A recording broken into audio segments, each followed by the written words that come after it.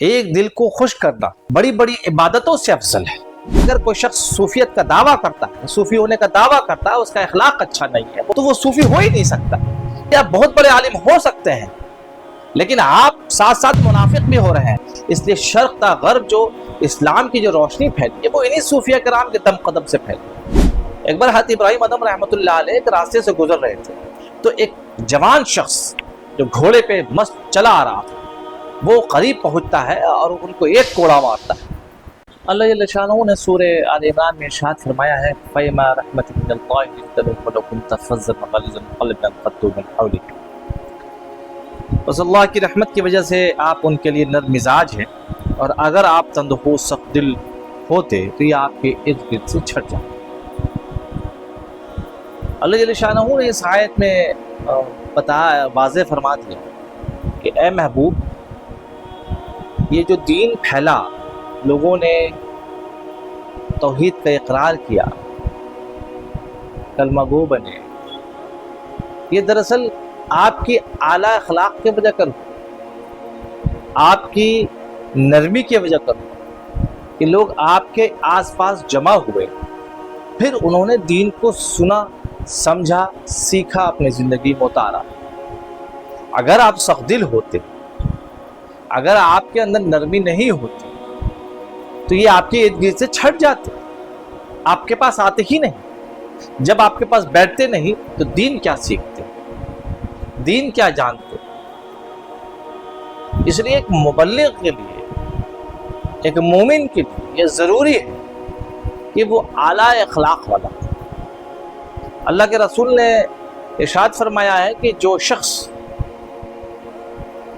اعلیٰ اخلاق کا حامل ہوتا ہے وہ رات کی عبادت کرنے والے اور دن میں روزہ رکھنے والے، لگاتار جو روزہ رکھتے ہیں لوگ، اس درجے کو پا لیتا ہے۔ یعنی کہ اس کی عبادتیں اس طرح کی نہیں ہے، اس طرح وہ روزہ نہیں رکھ پاتا ہے، لیکن وہ اس درجے کو پا لیتا ہے صرف اپنے اعلیٰ اخلاق کی وجہ سے۔ تو اللہ کے رسول نے یہ بتا دیا کہ دیکھو، زندگی کو کس طرح سے جوڑنا اگر چاہتے ہو کہ سماج جڑے، لوگوں کو جوڑو، دین کی تبلیغ ہو، لوگ اللہ کے قریب آئے، لوگ اللہ کا تقرب حاصل کرنے کی کوشش کریں، ان کے اندر شوق ہو، جذبہ بیدار ہو، جذبہ بڑھے، اس کے لیے ضروری ہے کہ تمہارا اخلاق اعلیٰ ہونا چاہیے۔ جب وہ تمہارے قریب آئیں گے تب وہ تم یہ چیزیں ان تک پہنچا سکو گے، ان کو موٹیویٹ کر سکو گے، اس طرف لے کے چل سکو گے۔ صوفیہ کرام نے اس کو بہت اچھے سے اپنی زندگی میں اتارا۔ اس لیے شرق تا غرب جو اسلام کی جو روشنی پھیلی ہے وہ انہی صوفیہ کرام کے دم قدم سے پھیلی۔ ایک بار حضرت ابراہیم ادم رحمۃ اللہ علیہ ایک راستے سے گزر رہے تھے تو ایک جوان شخص جو گھوڑے پہ مست چلا آ رہا تھا وہ قریب پہنچتا ہے اور ان کو ایک کوڑا مارتا ہے، اور اس کے بعد کہتا ہے کہ یہ شراب کا مٹکا ہے، اسے اپنے منزل تک پہنچا دو۔ حضرت ابراہیم ادم رحمۃ اللہ علیہ کوئی جواب نہیں دیتے اور اس مٹکے کو اٹھا کے اپنے سر پہ رکھ لیتے ہیں۔ حضرت ابراہیم ادم رحمۃ اللہ علیہ وہ ہے جو ایک سلطنت کے مالک تھے، ایک سلطان تھے۔ سلطان کی طاقت جو آج کی جو حکمراں ہے اس سے کہیں زیادہ ہوتی تھی، اس کا فیصلہ آخری فیصلہ ہوتا تھا، اس میں کوئی اف بٹ نہیں تھی۔ تو اس الٹیمیٹ پاور کو چھوڑ کر وہ اللہ کی راہ میں لگے تھے، درویشی اختیار کی تھی۔ تو انہوں نے کچھ نہیں کہا، وہ منزل پہ جب پہنچ گئے دیکھ کے مٹکا کو اٹھایا، سر سے رکھ دیا۔ تو جس جگہ پہنچے وہاں پر ایک میوزیشین ایک ساز بجا رہا تھا، تو وہ جوان اترتا ہے گھوڑے سے اور اس ساز کو اٹھاتا ہے، اس میوزیکل انسٹرومنٹ کو اٹھاتا ہے اور ان کے سر پر پٹک دیتا ہے۔ میوزیکل انسٹرومنٹ میں ٹوٹ جاتا ہے، ان کے سر بھی پھٹ جاتا ہے اور وہ خون سے شرابور ہو جاتے ہیں۔ تو بغل میں دریائے دجلہ، وہ وہاں چلے جاتے ہیں اور خون صاف کرتے رہتے ہیں، کپڑے سے خون صاف کر رہے ہیں، سر سے خون صاف کر رہے ہیں، لیکن ان کے دماغ میں ایک ہی بات چل رہی ہے۔ وہ خون کے لیے پریشان نہیں ہے، وہ سر پھٹنے کے لیے پریشان نہیں ہے، وہ اپنی توہین کے لیے پریشان نہیں ہے، بلکہ وہ اس بات کے لیے پریشان ہو رہے ہیں کہ اس کا جو ساز ٹوٹ گیا ہے، اس کا جو میوزیکل انسٹرومنٹ ٹوٹ گیا ہے، یہ تو بڑا غلط ہو گیا، اس کے لیے کیا کیا جائے۔ इसी उधेड़-बुन में वो घर पहुंच जाते हैं। वहां जाकर वो अपना मसल्ला उठाते हैं, बाजार में उसको फरोख्त करते हैं और उसकी आधी रकम जाके उस जवान को देते हैं जिस जवान ने इनको कोड़े मारा, इनकी तौहीन की और इनका सर फाड़ दिया। वो भी महवे हैरत है कि हमने इनकी तौहीन की, इनको उजरत नहीं दी, इन पे इतना जुल्म किया और ये मुझे रकम ला के दे रहे हैं, ये मुझे उजरत दे रहे हैं।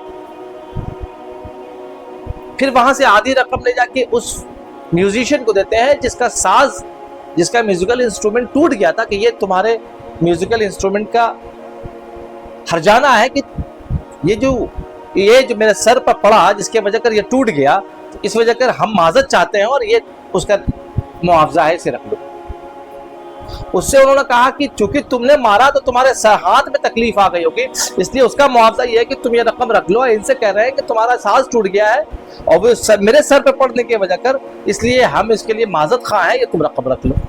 अब दोनों के तो मामला बदल गए, दिल की दुनिया बदल गई। इस आला अखलाक से सरकार दो आलम सल्लल्लाहु अलैहि वसल्लम को अल्लाह जल्ल शानहू ने इरशाद फरमाया, इन्नका लअला खुलुक़िन अज़ीम, आप बुलंद अखलाक वाले हैं, आला अखलाक वाले हैं।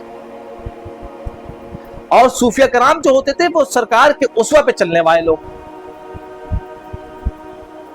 तो इसीलिए सूफी वो है जो आला अखलाक का हामिल है। अगर कोई शख्स सूफियत का दावा करता है, सूफी होने का दावा करता है, उसका अखलाक अच्छा नहीं है, वो लोगों से दुरुशरूई से पेश आता है, वो लोगों से अच्छे अखलाक से पेश नहीं आता है, वो लोगों के दिल को दुखाता है, तो वो सूफी हो ही नहीं सकता। वो ये दावा करता है कि हम उलमाए हक में से हैं, उलमाए रब्बानियीन में से है, और वो लोगों के दिलों को दुखाता है, लोगों से अच्छे से अखलाक से पेश नहीं आता है, लोगों के काम नहीं आता है, तो वो उलमाए रब्बानियीन में से हो नहीं सकता। इसलिए सरकार दो आलम सल्लल्लाहु अलैहि वसल्लम ने इरशाद फरमाया कि मुनाफिक के अंदर दो खसलतें जमा नहीं हो सकती, एक दीन की समझ, तफक्कुह फिद्दीन, और दूसरा अच्छा चाल चलन यानी गुड बिहेवियर, आला अखलाक। ये दो चीजें अगर जमा हो गई तो वो मुनाफिक नहीं हो सकता। अगर सिर्फ एक चीज है तो वो मुनाफिक हो जाए।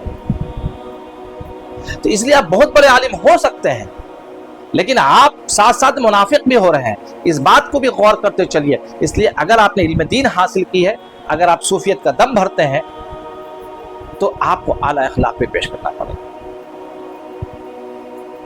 इसलिए कि आला अखलाक सरकार दो आलम सल्लल्लाहु अलैहि वसल्लम की सुन्नत है